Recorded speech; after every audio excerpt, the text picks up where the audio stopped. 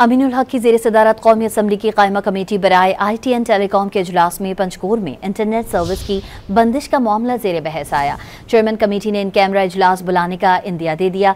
आपको बता रहे हैं, अमीनुल हक की ज़ेर सदारत कौमी असम्बली कायमा कमेटी बराए IT एंड टेलीकॉम का इजलास हुआ। वजारत दाखिला हुकाम की पंचकोर में इंटरनेट सर्विस की बंदिश पर कायमा कमेटी को ब्रीफिंग दी गई।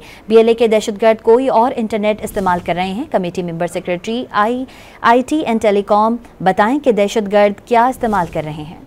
अमीनुल हक की ज़ेर सदारत कौमी असम्बली की कायमा कमेटी बराए IT एंड टेलीकॉम के इजलास में पंचकोर में इंटरनेट सर्विस की बंदिश का मामला ज़ेर बहस आया।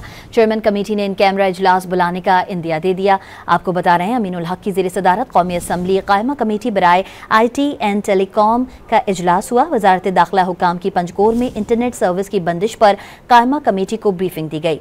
BLA के दहशतगर्द कोई और इंटरनेट इस्तेमाल कर रहे हैं। Committee member secretary IT and telecom बताएं कि दहशतगर्द क्या इस्तेमाल कर रहे हैं।